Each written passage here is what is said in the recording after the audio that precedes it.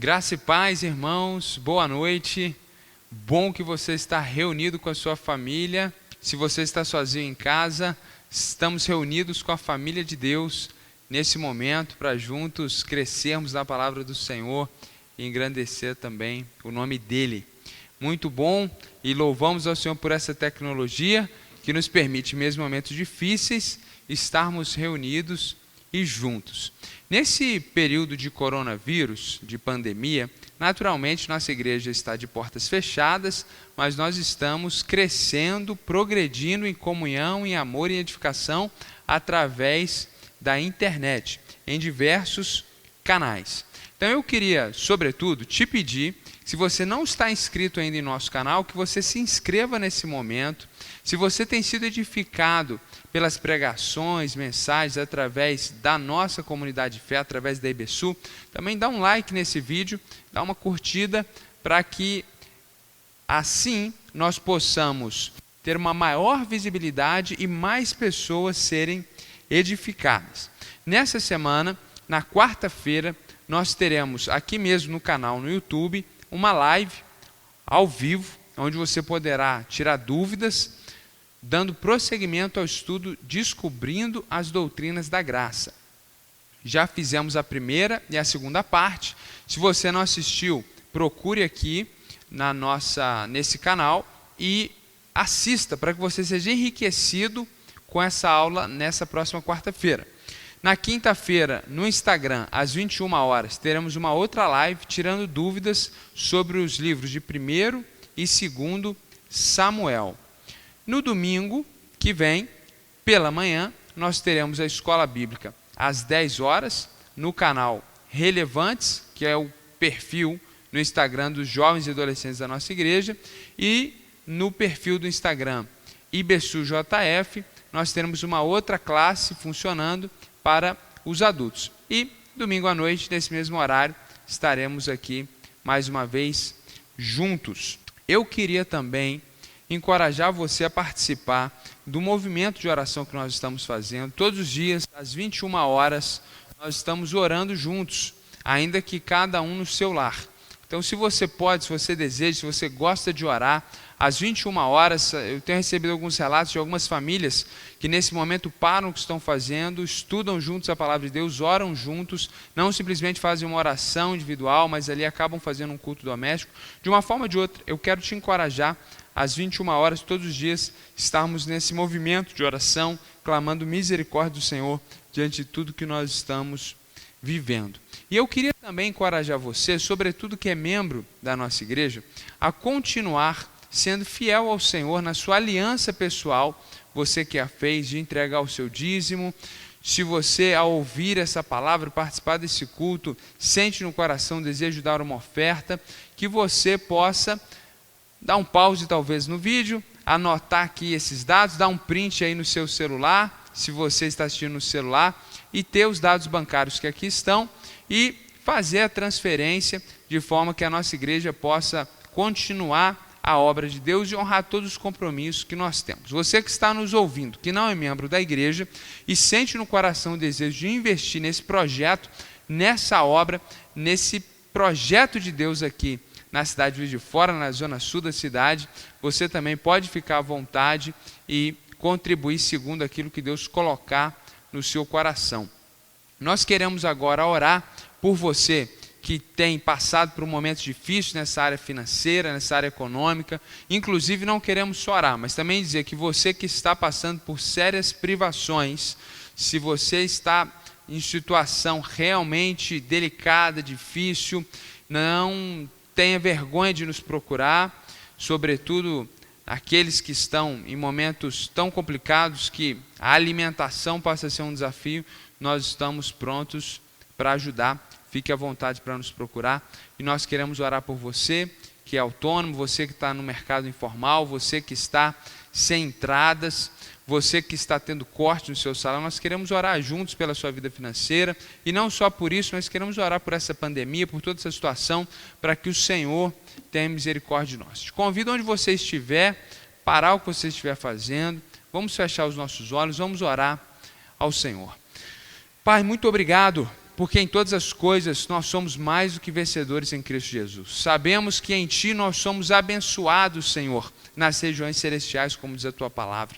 E com essa fé, com essa certeza que somos amados, que somos aceitos, que somos livres espiritualmente, nós agora clamamos e invocamos o nome do Senhor, pedindo que a Tua perfeita vontade, assim como ela ocorre de forma plena, Senhor, nas nossas vidas espirituais, ela também ocorra, Senhor, na nossa vida material, ela venha sobre nós, Senhor, de uma forma graciosa e maravilhosa, Deus, trazendo piedade e misericórdia, meu Jesus, sobre as finanças do Teu povo, aqueles, Senhor, que estão perdendo seus empregos, aqueles, Senhor, que estão com seus negócios fechados, aqueles, Senhor Deus, que estão recebendo descontos do seu salário, não sabem como vão arcar com os compromissos, que a Tua fidelidade, a Tua bondade, a Tua misericórdia possa fazer milagres, possa operar, Deus, de uma forma sobrenatural.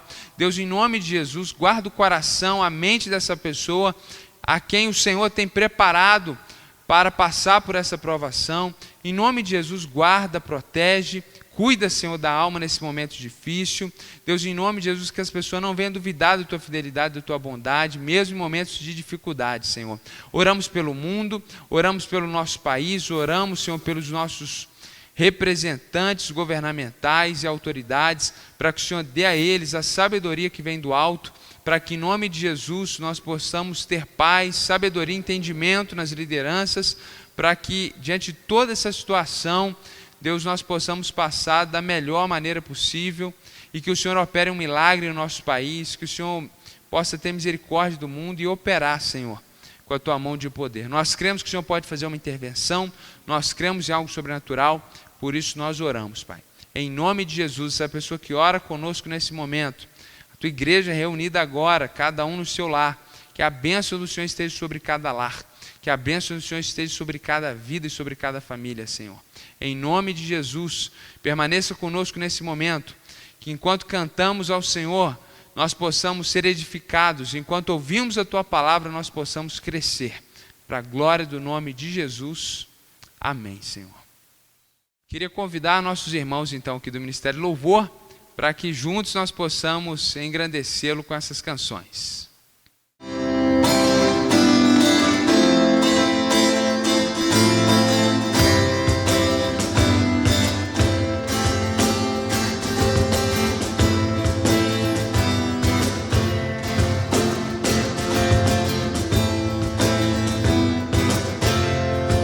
as montanhas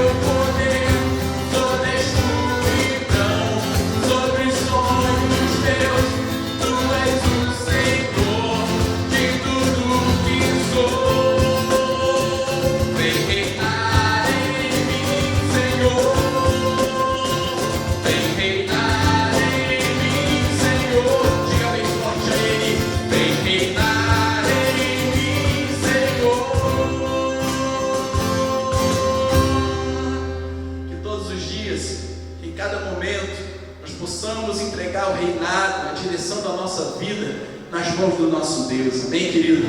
E aí onde você está, que você possa estar entronizando a presença desse Deus na sua vida, que não seja simplesmente um momento simples de cânticos a Ele, mas que nesse momento você possa estar realmente se rendendo a Ele e agradecendo a Ele por tudo. Você pode, mesmo estando isolado, você pode, mesmo estando confinado, você pode, mesmo aí onde você está, diante de tantas dificuldades, eu quero poder te desafiar nesse momento e te perguntar: você pode agradecer a Deus?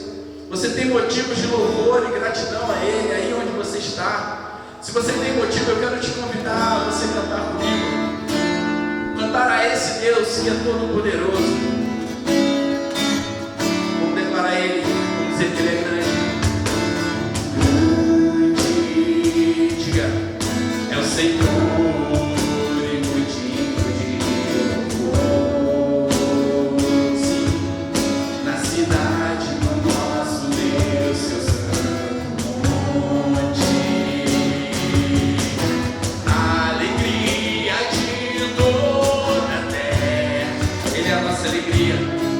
Vai dizer isso, nesse momento o Senhor é a tua alegria, diga: grande é o Senhor em quem nós temos a glória, que nos ajuda contra o inimigo. Por isso diante dele nos prostramos. Você pode, onde você está, exaltar o nome do Senhor com força e agradecer a Ele. Queremos o teu nome engrandecer e agradecer-te por tua obra em nossas vidas. Confiamos em teu infinito amor. Diga a Ele: pois só tu és o Deus eterno sobre toda a terra e céu. Vamos declarar mais uma vez: esse Deus é grande. Diga comigo: é o Senhor e o digno na cidade do nosso Deus, seu santo nome. Tire a nossa alegria, declare: a alegria de toda a terra. Diga que o Senhor é grande. Grande é o Senhor em quem nós temos a glória. Ele nos deu vitória, que nos ajuda contra o inimigo. Por isso diante dele nos prostramos. Você pode com força exaltar a Ele. Queremos o teu nome engrandecer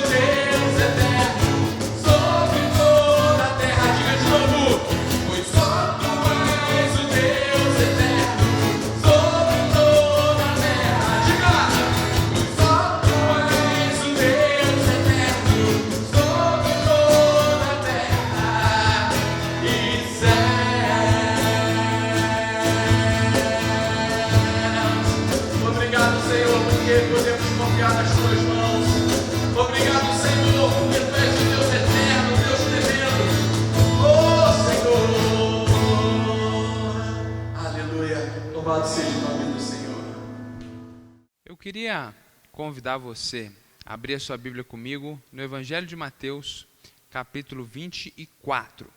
Nós leremos a partir do primeiro versículo até o verso 14. Se você está com a sua Bíblia, você deseja correr lá onde ela está guardada e pegá-la, nós estamos aqui abrindo para que possamos fazer juntos essa leitura. No último domingo que a igreja se encontrava aberta, pela manhã, nós fizemos a exposição desse texto bíblico.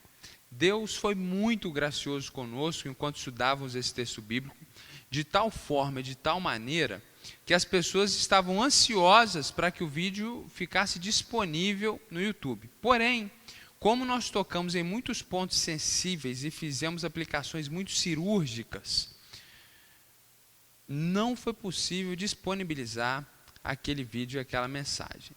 Portanto, entendendo que de fato é uma mensagem muito propícia para o contexto no qual nós estamos inseridos, nessa noite nós vamos pregar novamente naquele texto, não necessariamente a mesma mensagem. Então você que estava conosco aqui no domingo pela manhã, nosso último domingo de funcionamento presencial, eu não quero que você se sinta desencorajado ou desmotivado, porque certamente haverá novas aplicações e também uma organização diferenciada, de forma que eu tenho certeza que Deus vai acrescentar algo novo na sua vida, no seu coração. E assim, deixando esse conteúdo disponível na internet, outras pessoas poderão ser edificadas com a exposição desse texto bíblico. Diante dessa pandemia, é natural, diante do medo que surge nos corações, que muitas pessoas se perguntem: será este o início do fim do mundo? Será que essa questão da pandemia e do coronavírus não é um dos sinais apocalípticos e de que talvez o mundo está muito próximo de se findar? Alguns até ficam temerosos que o mundo entre num colapso a partir do coronavírus e nunca mais se reerga, de tal forma que a situação pode ser para alguns muito pior do que nós estamos vivendo. Bom, a questão é, essa situação que nós estamos vivendo do coronavírus está de alguma forma relacionada com profecias bíblicas? Essas perguntas nós queremos responder nessa noite. Enquanto expomos esse texto, vai ficar muito claro para nós e nós poderemos situar e posicionar de uma forma muito clara onde fica o coronavírus nessas profecias relacionadas ao fim dos tempos. Então, eu queria ler o texto com você, Mateus capítulo 24, verso 1. Jesus saiu do templo e, enquanto caminhava, seus discípulos aproximaram-se dele para lhe mostrar as construções do templo. Vocês estão vendo tudo isso? Perguntou ele. Eu lhes garanto que não ficará aqui pedra sobre pedra, serão todas derrubadas. Tendo Jesus se assentado no Monte das Oliveiras, os discípulos dirigiram-se a ele em particular e disseram: dize-nos quando que acontecerão essas coisas? E qual será o sinal da tua vinda e do fim dos tempos? Jesus respondeu: cuidado que ninguém os engane, pois muitos virão em meu nome dizendo: eu sou Cristo, e enganarão a muitos. Vocês ouvirão falar de guerras e rumores de guerras, mas não tenham medo. É necessário que tais coisas aconteçam, mas ainda não é o fim. A nação se levantará contra a nação e reino contra reino. Haverá fomes, terremotos em vários lugares. Tudo isso será o início das dores. Então eles os entregarão para serem perseguidos e condenados à morte, e vocês serão odiados por todas as nações por minha causa. Naquele tempo muitos ficarão escandalizados, trairão e odiarão uns aos outros, e numerosos falsos profetas surgirão e enganarão a muitos. Devido ao aumento da maldade, o amor de muitos esfriará, mas aquele que perseverar até o fim será salvo. E este evangelho do reino será pregado em todo o mundo, como testemunha a todas as nações, e então virá o fim. Meus irmãos, esse texto traz um relato de um diálogo que aconteceu nos últimos dias que Jesus estava na terra. Jesus estava em Jerusalém, no final do seu ministério. Alguns dias depois ocorre toda aquela situação que nós conhecemos como a paixão de Cristo. Ele cumpre o seu propósito indo até a cruz. Inclusive, na semana que vem, nós celebramos aqui no Ocidente a Páscoa, que é justamente a contação dessa história, a memória de tudo isso que Jesus fez por nós. E Jesus está com os discípulos dele, os apóstolos, no templo. E quando eles estão saindo do templo, os seus discípulos começam a mostrar para Jesus o templo. Por que eles estão fazendo isso? Primeiro porque Jesus, segundo os evangelhos, provavelmente, quando inicia o seu ministério aos 30 anos de idade, por 3 vezes ele vai a Jerusalém, segundo alguns comentaristas e algumas observações que fazemos no texto bíblico. Jesus, como nos parece, não vivia em Jerusalém durante todo o seu ministério. E certamente, ao longo dos seus 30 primeiros anos de vida, ele vivia na Galiléia, não na província da Judéia, tampouco em Jerusalém.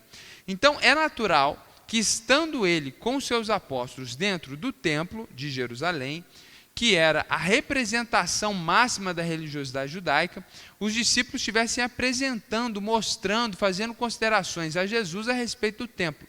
E aqui há um outro fator histórico importante que fazia com que os discípulos quisessem mostrar o templo para Jesus, que é o fato de que esse templo era uma das 7 maravilhas do mundo antigo, como nós consideramos hoje. Isso significa que aquele templo não era mais um templo religioso da cidade, tampouco da região, era algo verdadeiramente colossal. Nós sabemos que Salomão constrói esse templo, que é destruído na invasão dos babilônios, depois ele é restaurado por Esdras e com o apoio de Neemias e outras pessoas. Passa-se os anos, ele é saqueado mais uma vez pelos seleucidas. Essa história ela está no período interbíblico, por isso nós não temos detalhes dela no texto bíblico. E temos então uma restauração, uma reforma desse segundo saque e destruição que o templo passa por Herodes o Grande. E ele não era conhecido como o Grande por sobrenome, mas de fato era um título que a ele foi concedido pelos seus projetos arquitetônicos, inclusive o Templo de Jerusalém, que foi ampliado e era então maior e mais pomposo do que o templo construído primeiramente por Salomão. Era de fato algo incrível, as pessoas se achegavam e ficavam deslumbradas com a beleza do templo. E então os discípulos estão mostrando para Jesus essas construções. E aí Jesus pergunta: vocês estão vendo tudo isso? Eu fico imaginando esse diálogo, né? Jesus caminhando ali, saindo do templo, os discípulos mostrando, olha Jesus, e mostrando as belezas arquitetônicas. Jesus falou, gente, vocês estão vendo tudo isso? Estão vendo todos os detalhes aqui? E talvez os discípulos não entendem bem por que ele está perguntando isso, e ele diz o seguinte, olha, eu garanto a vocês que não vai ficar aqui pedra sobre pedra que não seja derrubada.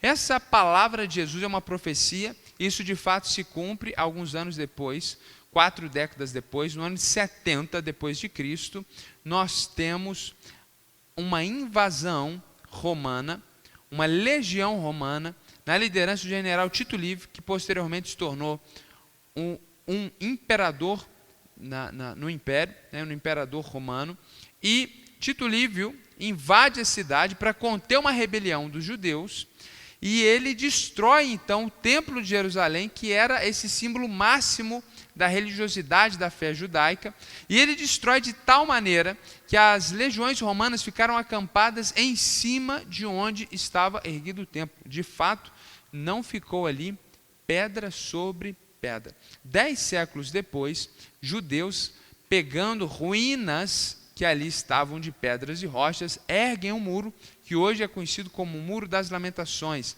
E muitas vezes, até mesmo no noticiário, vemos homens de frente daquele muro, batendo a sua cabeça, lamentando, chorando. E é conhecido como Muro das Lamentações porque ali eles ficam lamentando e implorando a Deus que o templo seja reconstruído. E há muita especulação a respeito disso. Fato é que já está tudo preparado para a reconstrução desse templo, todo o material, todo o projeto de reconstrução, mas há um sério problema na atualidade, porque hoje ali está a terceira maior ou terceira mais importante mesquita do mundo muçulmano, que foi erguida naquele local 8, 9 séculos após essa destruição. E, de fato, uma reconstrução desse terceiro templo seria algo muito complexo, politicamente falando, diante da atual realidade.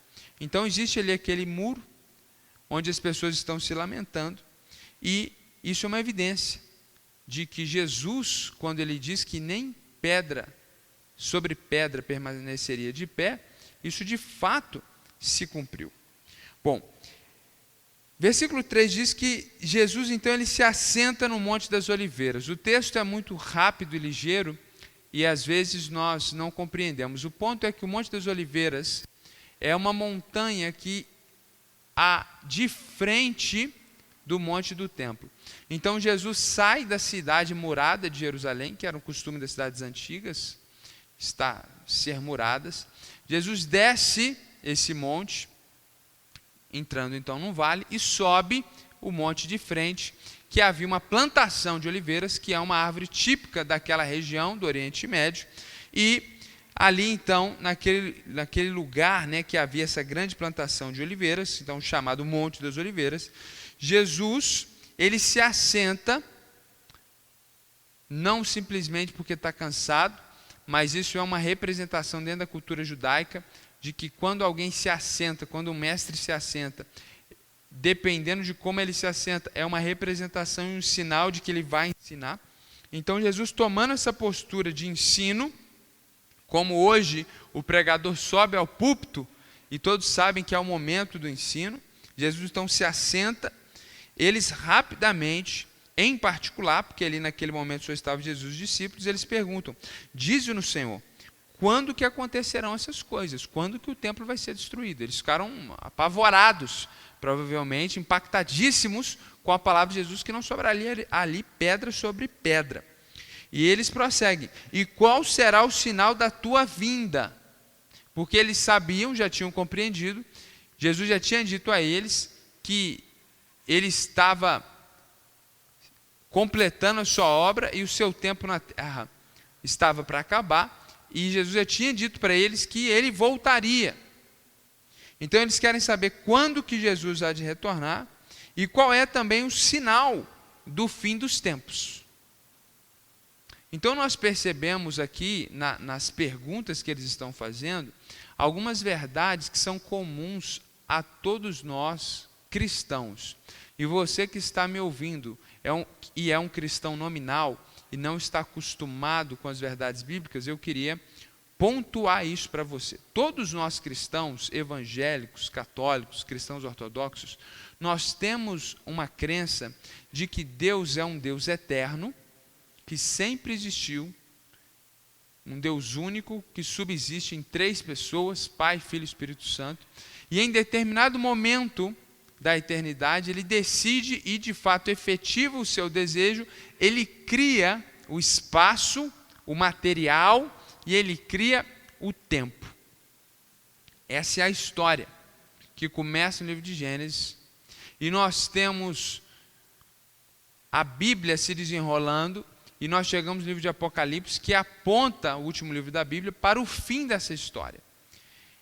E a história chegando ao fim, nós voltamos, olhando dentro dessa metáfora, para a eternidade, onde os seres humanos passarão a eternidade com Deus ou distante dele, mas voltamos para um estado eterno. Não que nós estivéssemos nesse estado eterno, mas o que eu quero dizer é que esse período de história, de cronologia, de tempo e espaço, ele se finda como nós conhecemos hoje, e assim como existia Deus na eternidade, agora a humanidade e a criação entram também em um estado eterno. É muito distinto de como nós vivemos, da era que nós vivemos hoje.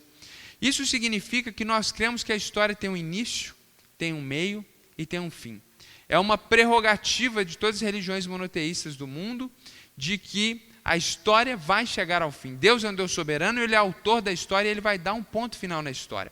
E Ele há de julgar o mundo e trazer justiça em meio a toda a injustiça. Essa é uma prerrogativa cristã e também de todas as religiões monoteístas. Essas verdades ficam implícitas nas perguntas daqueles discípulos, e você que está me ouvindo, para que você possa entender bem essa mensagem, você tem que entender esse pressuposto, de que nós cremos que o mundo terá um fim. E não terá um fim por acaso, por causa de uma guerra nuclear, e de repente o mundo acabou. Ele terá um fim porque Deus trará um ponto final na história. Porque Ele é o autor da história. Ele é soberano sobre todas as coisas. Então essa é a grande pergunta dos discípulos. Qual é o sinal do fim dos tempos? Eles querem saber quando que o templo vai ser destruído, e eles querem saber quando que Jesus vai retornar e quando que será o fim dos tempos, porque isso é outra verdade que fica implícita na pergunta, que o fim dos tempos está ligado com o retorno de Jesus, que veio a primeira vez à terra como Salvador e agora retornará como juiz para julgar vivos e mortos. Então, tendo em mente essa perspectiva e esse entendimento de que o mundo terá um fim, diante dessa pandemia que nos assusta e alguns questionam, isso estaria ligado com o desenrolar desses fatos visando o fim dos tempos? Nós queremos então olhar para esse texto nessa noite e encontrar aqui sinais que antecedem o fim dos tempos. Esse texto nos dá algumas dicas, algumas pistas, e nós poderemos perceber ao final desse estudo se nós estamos próximos ou não do fim dos tempos, algumas questões que estão ocorrendo, se elas são apontamentos ou não do final dos tempos, e dentro disso nós queremos pontuar a questão do coronavírus, que tanto tem assolado a mente de alguns. Bom, primeiro, Jesus, antes de trazer esses sinais, deixar de uma forma muito clara e específica, ele vai trazer uma consideração no verso 4. Ele diz o seguinte: cuidado que ninguém os engane. E essa é a primeira consideração que eu quero fazer a você. Não seja enganado em relação às doutrinas bíblicas do final dos tempos. Leia a sua Bíblia. Eu tenho certeza que essa reflexão hoje bíblica vai te trazer muita luz e entendimento, vai te auxiliar muito nesse processo. Todo aquele que propõe uma data, um ano para o fim do mundo, isso é um equívoco. Porque o próprio Jesus, quando estava na terra, em determinado momento disse: eu não sei, e ele está dizendo isso na condição de ser humano, enquanto aqui na terra, eu mesmo não sei o dia e a hora, somente o Pai que está nos céus é que sabe.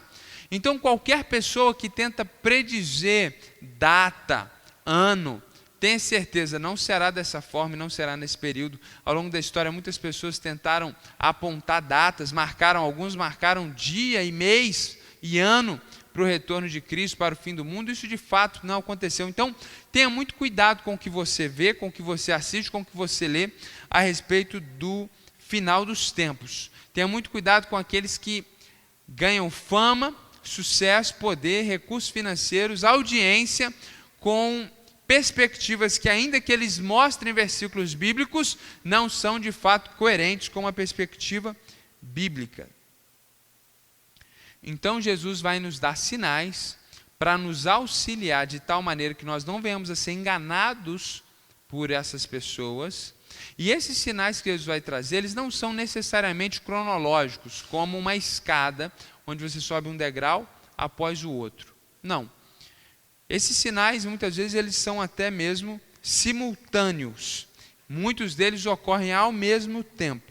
Então, o primeiro sinal que Jesus traz a respeito do final dos tempos está logo aqui no verso 5. Jesus diz: pois muitos virão em meu nome, dizendo, eu sou Cristo, e enganarão a muitos. Primeiro sinal do fim dos tempos é o surgimento de falsos cristos.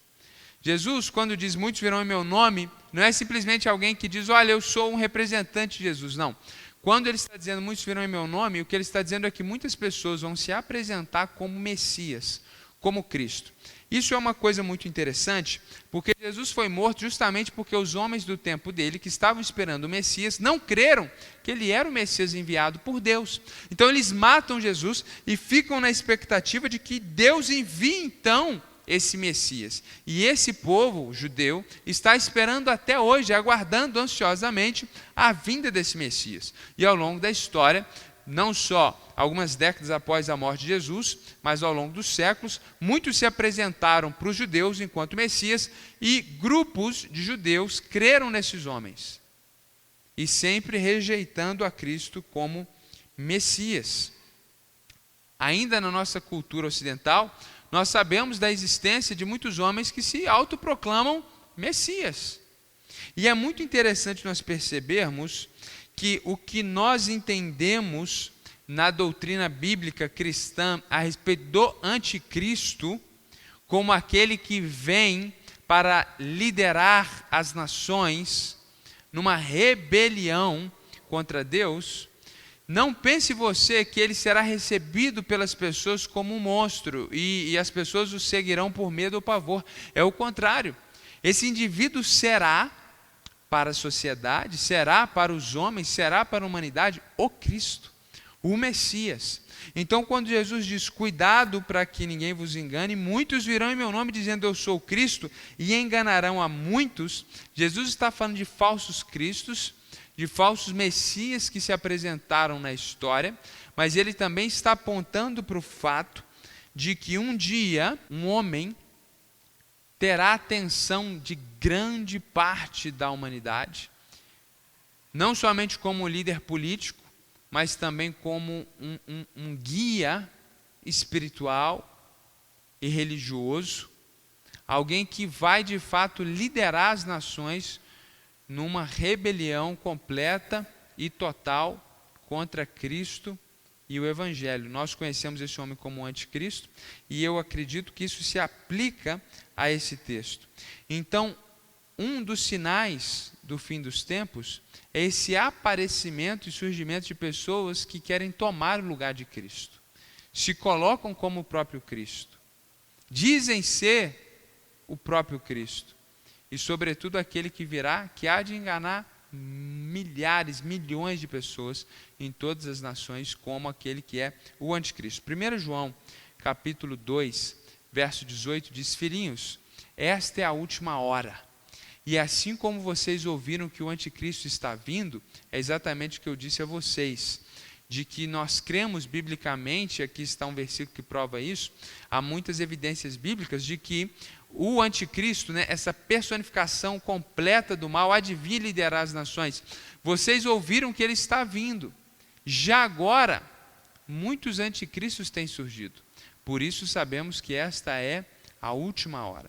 Então, muitos vão se opor a Cristo, muitos se colocam no lugar de Cristo, se colocam como meio de salvação e cumprem aqui essa profecia de Jesus. Isso sempre ocorreu na história, em determinado momento, quanto mais nós nos aproximamos do fim, nós vamos ter muitas pessoas, muitas personalidades se colocando e tentando tomar o lugar de Cristo. O segundo sinal que antecede o fim dos tempos, que anuncia o final dos tempos, se encontra aqui no verso 6 até o verso 8. Vocês ouvirão falar de guerras e rumores de guerras, mas não tenham medo. É necessário que tais coisas aconteçam, mas ainda não é o fim. Nação se levantará contra nação, reino contra reino. Haverá fomes e terremotos em vários lugares. Tudo isso será o início das dores. O que nós vemos aqui do verso 6 até o verso 8 é que um dos sinais que antecedem o retorno de Cristo são as tragédias causadas pela natureza e pela própria humanidade.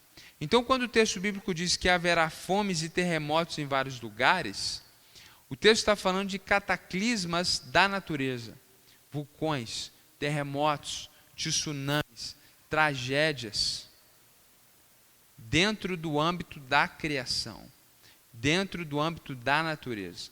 E quando ele fala a respeito de guerras, de rumores de guerras, quando o texto bíblico fala de nação se levantando contra a nação, nós vemos então que o fim, ele será antecedido não só por tragédias da natureza, mas tragédias causadas pela própria humanidade.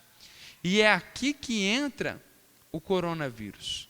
O coronavírus faz parte desse sinal, desse segundo sinal anunciado por Jesus, onde guerras, onde situações provocadas por seres humanos, onde cataclismas da natureza, situações que surgem na nossa realidade que não é necessariamente causada pelo homem, mas vírus, bactérias, tsunamis.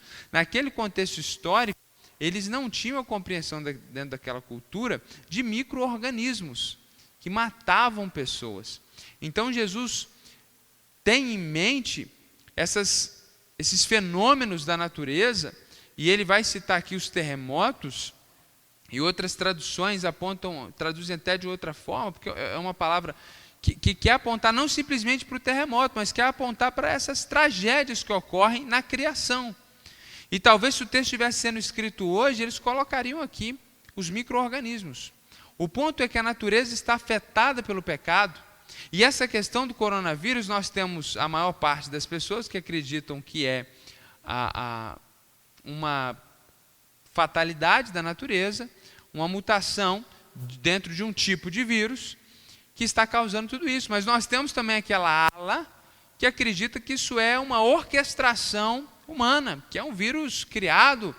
Eu não quero aqui me posicionar no meu papel, mas veja bem como que essa situação, de uma forma ou de outra, ela se encaixa aqui nesse sinal, essas tragédias que vão acontecer da natureza. E é interessante que Jesus ele diz, olha, não tenham medo, ainda não é o fim, e tudo isso é o início das dores.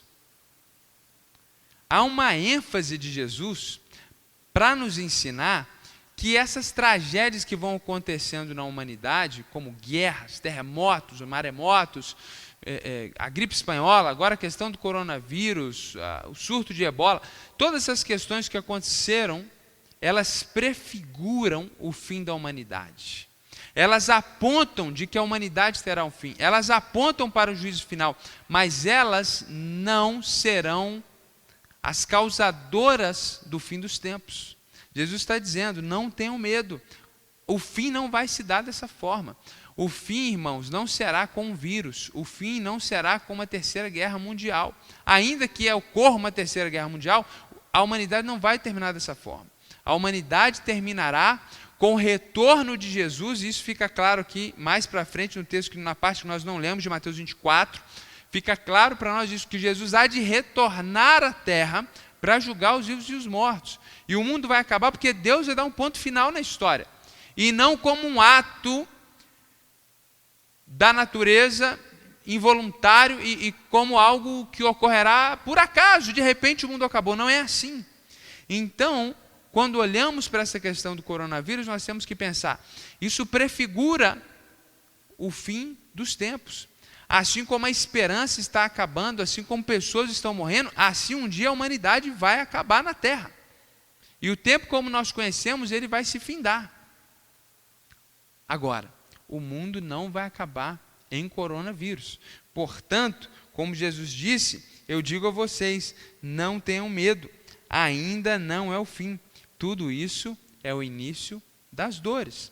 E quando Jesus fala do início das dores, o que ele está falando é dessa mulher que está grávida e ela começa a ter contrações, sabendo que a grande dor do parto ainda virá.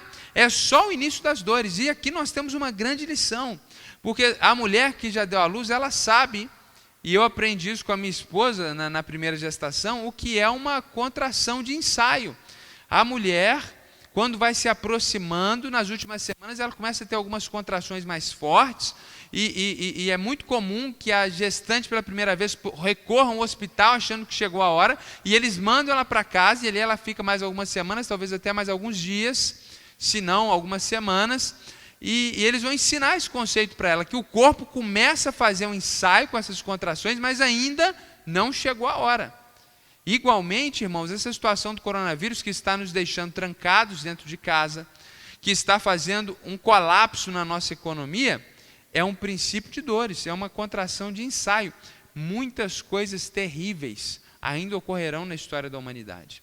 Então não perca a esperança, você deveria estar alegre, porque nós só temos uma questão de coronavírus. Nós temos que estar alegres porque é um confinamento momentâneo, é uma quarentena momentânea. Infelizmente, na história da humanidade, episódios muito piores ocorreram e ainda muitas coisas hão de ocorrer, e o texto bíblico vai falar de algumas delas aqui. Então aqui nós pontuamos o coronavírus e colocamos ele no lugar dele. Não deixe que ele se torne algo maior do que ele é. Enxergue essa realidade dentro de uma perspectiva bíblica e não fique amedrontado diante de tantas questões que estão ao seu redor. Então o primeiro sinal é o surgimento de falsos cristos, pessoas que vão se propor, se afirmarem como o próprio Cristo, e aqueles que vão se colocar no lugar de Cristo. Segundo sinal, são essas tragédias causadas pela natureza e pela humanidade. Terceiro sinal, verso 9, e aqui a história começa a ficar mais séria. Inclusive há uma quebra no próprio texto, porque o texto bíblico diz, então parece que Jesus fala desse aparecimento de falsos cristos, e dessas tragédias causadas pela natureza e pela humanidade, como dois sinais que vão acontecendo ao longo da história, que prefiguram o fim dos tempos. Mas parece que agora ele vai trazer o olhar para algo mais próximo realmente do fim dos tempos. João disse no texto que nós lemos, que nós estamos vendo a última hora. Ele disse isso alguns séculos atrás, então talvez se ele tinha a perspectiva que ele estava vendo a última hora, eu acho que talvez nós estamos nos últimos minutos. E o que Jesus, quando ele vai dizer, olha, então, parece que depois de todos esses sinais que vão acontecer, então, nos aproximando do fim, ele diz, eles os entregarão para serem perseguidos e condenados à morte, e vocês serão odiados por todas as nações por minha causa. O verso 9 aponta para nós o terceiro sinal, que é uma perseguição mundial aos cristãos. Isso ocorreu, de certa forma, dentro do Império Romano, que dominava, norte da África, parte do Oriente Médio, grande parte da Europa, e para muitas pessoas dominava o mundo. Mas eles mesmos sabiam que havia mundo fora do Império Romano, de forma que essa palavra, talvez, para aqueles irmãos que leram enquanto estavam e até ouviram, estavam vivos na grande perseguição dos romanos, ao longo do Império Romano sempre houve momentos de severa perseguição, não foi durante todo o Império Romano, mas momentos muito terríveis, cruciais, como durante o governo de Nero, Domiciano. É algo realmente muito doloroso e o momento foi muito difícil para a igreja. Relatos dizem que soldados romanos paravam homens na rua e perguntavam, quem é o seu senhor? E senhor não num título de respeito a uma autoridade civil, mas num título divino. E eles perguntavam, quem é o seu senhor? Quem é a sua divindade? E era esperado daquele cidadão romano, daquele indivíduo que estava ali dentro do império, que ele respondesse que César era o senhor da vida dele. E os cristãos respondiam que Jesus era o senhor da vida deles, e muitos ali mesmo caíam mortos.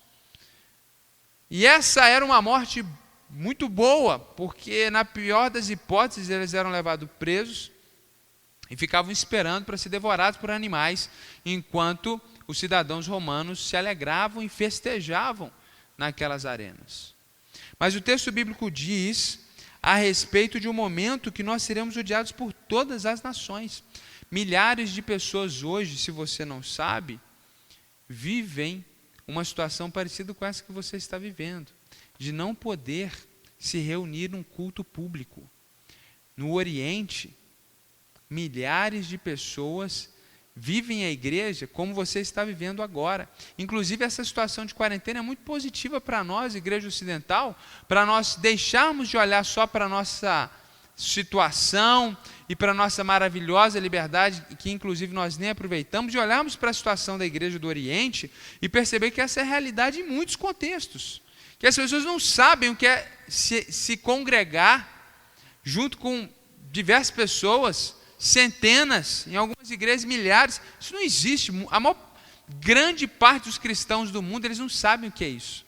Igreja para eles é um grupo de 10, 15 pessoas, geralmente membros da mesma família, pessoas próximas. Então nós aprendemos muito. E essa situação do coronavírus nos aponta para isso, nos ensina sobre isso. E esse sinal de uma grande perseguição é uma grande verdade que ainda não ocorreu na história da humanidade. Então chegará o dia, meus irmãos, que nós seremos perseguidos entre todas as nações do mundo. E isso será muito pior do que o coronavírus. Por isso que Jesus diz: terremotos e guerras é somente o princípio das dores. Então esse é um excelente momento para você aprender a ser crente, para você crescer espiritualmente e saber que situações muito piores do que as que nós estamos vivendo está por vir. É o momento de você rever sua espiritualidade. Se você não consegue ser um cristão firme e está firmado nesse momento, você não subsistirá ainda aquilo que está por vir. Nós vemos essa perseguição ocorrendo hoje, ela ocorreu no passado e ela vai crescendo e vai chegar o momento que ela ocorrerá de forma completa na terra. Esse é o terceiro sinal. Quarto sinal, verso 10 e verso 12, dizem assim os versículos: naquele tempo, ou seja, o tempo do fim, muitos ficarão escandalizados, trairão e odiarão uns aos outros. Então, nesse tempo de apostasia, nesse tempo de perseguição, vai crescendo as pessoas que vão se escandalizando e vão traindo as pessoas e odiando as pessoas porque foram traídas. É a ideia de que quando há perseguição, muitas pessoas que são parte da igreja vão trair outros irmãos da igreja, porque eles estão debaixo de ameaça, eles estão debaixo de perseguição. Então eles vão trair, e as pessoas que foram traídas terão ódio. Será um momento terrível. E o verso 12 diz: devido ao aumento da maldade, o amor de muitos esfriará. Nós poderíamos resumir tudo isso de uma palavra: apostasia. Chegará um tempo em que diversas pessoas que confessam a fé em Cristo irão rejeitar a fé em Cristo Jesus. E esse momento coincidirá com o momento dessa grande perseguição. E é interessante nós percebermos que a Europa, que outrora era um continente cristão, é considerado hoje um continente pós-cristão. Porque o cristianismo não faz sentido mais nenhum para os europeus. Não influencia em quase nada a cultura deles. E o número de igrejas evangélicas e a porcentagem de evangélicos em alguns países da Europa é menor do que em países do Oriente Médio, onde nós pensamos que não há igrejas. E de fato não há, mas o que eu quero dizer para você é que a porcentagem de evangélicos de igrejas em alguns países da Europa é muito menor do que em países orientais e extremamente fechados. A situação, ela é terrível. A situação, ela é complexa. Haverá uma grande apostasia na igreja de Cristo. As pessoas vão negar a Jesus. E quando esse dia chegar, você não terá dúvidas de que a palavra de Jesus está se cumprindo. Inclusive, irmãos, é muito interessante nós percebermos que essa grande apostasia que o texto está trabalhando, ela ocorre por dois motivos dentro aqui do contexto. Primeiro, pela perseguição, isso já ficou claro aqui, e por um segundo motivo, que é o que está dentro do verso 11, que está entre o verso 10 e o verso 12, que são os falsos profetas, que nós vamos falar logo em seguida. E é muito interessante a gente perceber que hoje nós tivemos esse forte esfriamento da igreja de quase todos, como diz aqui o texto bíblico na Europa. É uma onda que se desdobrou nos Estados Unidos e agora está também desdobrando aqui na América Latina. Enquanto a igreja brasileira, ela teve um crescimento muito forte nos últimos anos. Esse crescimento está desacelerando de uma forma muito rápida e nós estamos tendo o crescimento muito forte desse movimento de pessoas que se apresentam como evangélicos sem igreja, que popularmente as pessoas chamam de desigrejados, e talvez você esteja ouvindo isso e talvez até se enquadre nessa situação. E eu quero dizer algo para você. Se você é alguém que se vê nessa situação de estar sem uma igreja, se isso é algo momentâneo e temporário, não há problema nisso. Ainda que o ideal, veja bem, vou colocar de novo, é que você nunca ficasse sem uma igreja. Porque ser cristão é estar inserido numa comunidade de fé. Isso é Novo Testamento. Não existe cristão sem igreja no Novo Testamento. Mas a gente pode entender dentro de determinadas histórias e contextos pessoas que passam por momentos difíceis. Agora, aqueles que abandonam e repudiam completamente a igreja local, aqueles que não se identificam mais com a igreja de Cristo, cuidado. Porque se você não se identifica mais com o corpo de Cristo, você não está mais talvez ligado com Cristo. Isso é uma prefiguração da apostasia. Porque eles dizem, no meu coração eu amo a Jesus, mas eles vivem de uma vida completamente diferente, distinta da vida que Jesus propôs. E eles não gostam de vir à igreja, porque eles não querem ouvir a verdade que os confronta. E eles vão sempre usar a desculpa de um líder que os feriu no passado, ou de um contexto que os desagradou na igreja. Mas não há desculpas, e cuidado, há um movimento de apostasia acontecendo, e você talvez sem entender isso, está passando por esse processo. Esse é o quarto sinal. E o quinto sinal que antecede o fim e penúltimo dessa posição, se encontra justamente no verso 11. O texto bíblico diz, e numerosos falsos profetas surgirão, e enganarão a muitos. Eu não sei a respeito do passado, mas eu tenho certeza que na atualidade, nós temos diversos falsos profetas entre nós. Eles estão no nosso meio. E eu duvido que nós tenhamos tido tantos falsos profetas dentro da igreja em outro momento histórico, além desse no qual nós estamos inseridos. Quando falamos de falsos profetas, irmãos, nós não estamos falando de pessoas que pensam diferente de nós, biblicamente, teologicamente. A Bíblia deveria ter uma interpretação única, mas infelizmente somos falhos e, apesar do livre exame, que é uma possibilidade, acabamos interpretando de forma diferente, porque somos falhos, não porque a Bíblia é falha. Isso é aceitável. Mas quando as pessoas começam a mexer em doutrinas fundamentais, ou ensinar em nome de Deus diversas verdades que não estão na Bíblia, esses homens não são irmãos que pensam ao contrário. Eles são simplesmente falsos profetas. Nós temos que tomar muito cuidado com isso. 2 Pedro, capítulo 2, de 1 a 3, o apóstolo Pedro nos alertou para essa situação. Ele diz, no passado surgiram falsos profetas no meio do povo, como também surgirão entre vocês falsos mestres. Estes introduzirão secretamente heresias destruidoras, chegando a negar o soberano que os resgatou, trazendo sobre si mesmos repentina destruição. Muitos seguirão os caminhos vergonhosos destes homens, e por causa deles será difamado o caminho da verdade. É exatamente o que nós vivemos hoje. As pessoas falam mal de Cristo, do Evangelho, do caminho da verdade, por causa dos falsos profetas. Apesar que nós insistimos em chamar esses homens de pastores. Pastores que trazem vergonha para o caminho do Evangelho e da verdade. A Bíblia chama eles de falsos profetas. E é interessante que o verso 2 diz que muitos seguirão essas pessoas. Os falsos profetas não estão naquelas igrejinhas pequenas e vazias.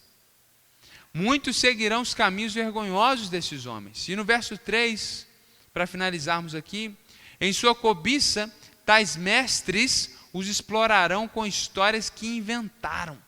Falsos profetas são homens que não estão comprometidos com a exposição bíblica. Eles inventam. Eles trazem tudo. Lenda, fábula, misticismo, o segredo. Eles trazem psicologia, autoajuda. Aquilo que eles pensaram na semana, eles trazem qualquer coisa menos a Escritura. Há muito tempo a sua condenação paira sobre eles e a sua destruição não tarda. Jesus está retornando para acertar a conta com esses homens. Agora nós temos que ter muito cuidado. John MacArthur diz algo interessante, ele diz no seu livro Evangelho segundo Jesus: eu não sei porque nós chamamos homens que roubam, que são adúlteros e são mentirosos de pastores, a Bíblia chama eles de falsos profetas, é o que nós acabamos de ver aqui. Karl Barth disse: o falso profeta é o pastor que agrada todo mundo. E eu gosto dessa frase, porque homens de Deus que pregam a palavra de Deus, eles são incomodados com a palavra de Deus, eles são destruídos pela palavra de Deus, e eles sobem para o púlpito sabendo que eles só podem pregar pela graça de Deus, porque a palavra nos quebra e nos confronta, e as pessoas saem incomodadas, desafiadas, incomodadas.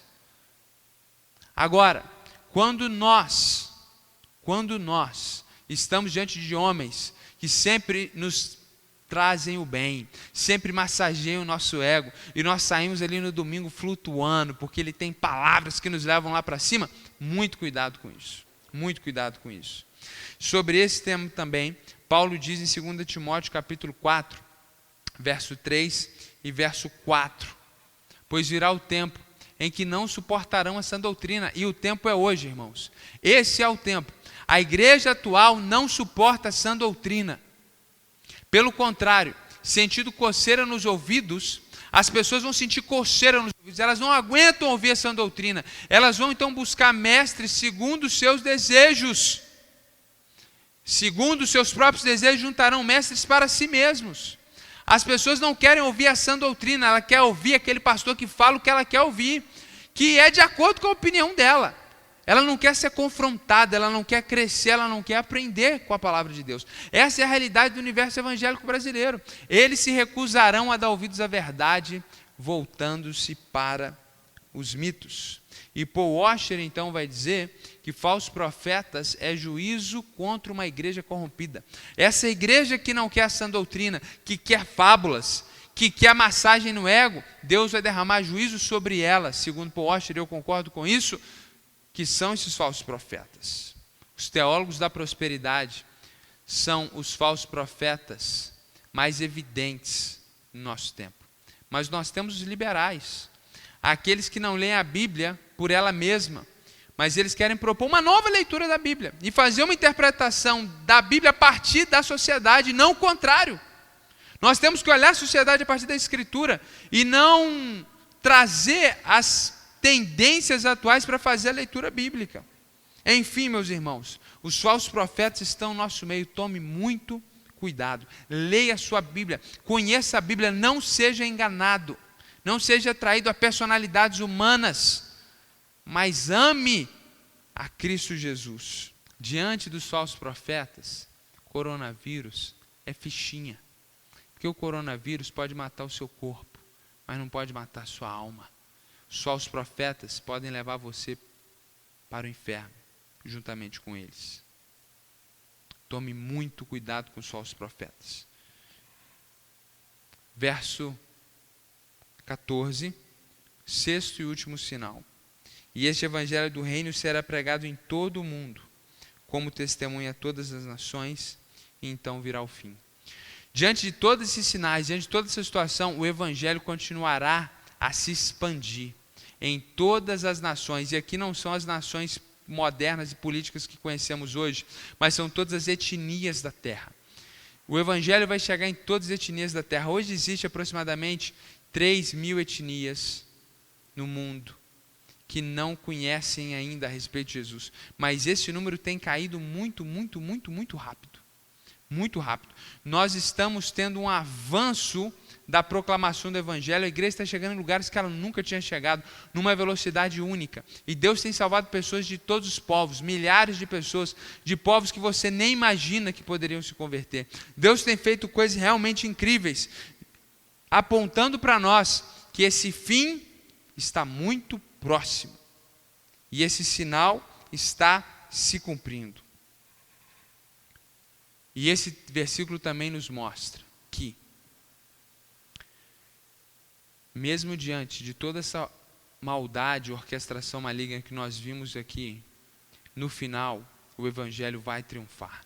Ele será proclamado em todas as nações, e todo aquele que nele crê será salvo. Por isso que o verso 13 diz isso: mas aquele que perseverar até o fim será salvo. Diante da iminência do fim dos tempos, a grande questão é essa: você está salvo do juízo de Deus que está por vir? Porque nada que poderá acontecer na terra é mais terrível do que você passar a eternidade distante de Deus. Se você está em Cristo, se você está salvo, você tem tudo que você precisa, você está repleto, você está guardado, você está protegido. Basta você perseverar, porque aquele que persevera, ele dá evidência de que ele foi verdadeiramente salvo, regenerado e transformado. Esse texto não é apontamento para a perda de salvação, mas ele aponta que aqueles que foram verdadeiramente salvos, eles vão perseverar até o fim. Então, diante de falsos profetas que magoaram você, que feriram você, escândalos que você viu na vida deles, não tenha a sua fé minimizada, não fique desigrejado, não fique paralisado. Pelo contrário, eles não são homens de Deus, eles não são pastores, e pela árvore você conhece os frutos, e não espere maçã do pé de laranja. Falsos profetas vão trazer escândalos, eles vão ferir você, então fuja desses homens, encontre igrejas sérias e bíblicas, homens de Deus e piedosos, homens que amam a palavra e pregam a palavra e vivem de acordo com a palavra, e se submeta a esses homens e não a falsos profetas, e não coloque a culpa em Cristo Jesus por causa do erro desses homens e por causa da sua falta de conhecimento bíblico que se permitiu ser liderado e dirigido por esses homens. Cristo não é culpado do pecado deles e nem da sua fragilidade. Cristo ama você. Cristo quer cuidar de você. Cristo tem levantado igrejas sérias e homens sérios nesse Brasil e nesse mundo para pastorear você. Mas não queira ouvir falsos profetas. Não queira esses que vão massagear o seu ego. Procure uma igreja bíblica, onde você vai ser incomodado, onde você vai ser confrontado, onde o povo é de fato igreja. Esteja preparado para o final dos tempos. Tudo isso, irmãos, é só o princípio das dores. Vimos aqui sinais muito mais sérios, muito mais difíceis, muito mais complexos. O fim dos tempos está vindo. Jesus está retornando para dar um ponto final na história. Na introdução eu perguntei como que nós poderíamos ver essa questão da pandemia à luz das profecias bíblicas. E ficou muito claro para nós que a pandemia do coronavírus se enquadra no princípio das dores. Nós vimos que existem sinais que apontam para o fim dos tempos. O primeiro deles é o surgimento de falsos cristos, tragédias causadas pela natureza e pela própria humanidade. O terceiro sinal é a perseguição, o quarto sinal é a apostasia, o quinto é o surgimento e a proliferação de falsos profetas, e o sexto e último sinal é a proclamação do evangelho em todas as etnias. O reino de Deus não há de sucumbir, pelo contrário, ele está progredindo e vai progredir quanto mais nós nos achegamos do fim dos tempos. Mas o reino de Deus é espiritual e invisível. A igreja vai sofrendo, vai sendo perseguida, a situação vai ficando mais complexa, mas o reino de Deus vai crescendo e vai se expandindo. Portanto, não fique desesperado como se o fim viesse pelo coronavírus. Já ficou muito claro que não virá dessa forma. Esteja, inclusive, preparado para dificuldades maiores. Esteja pronto para o fim dos tempos. Faça as pazes com Deus. Jesus está retornando. Seja amigo dele hoje, para que quando ele retornar você encontre lugar à sua mesa. Que Jesus te abençoe e te guarde. Que Jesus seja o centro da sua vida e do seu coração, porque é isso que importa. Vamos orar, feche seus olhos. Senhor, eu quero orar por essa pessoa que ouviu nessa hora essa palavra.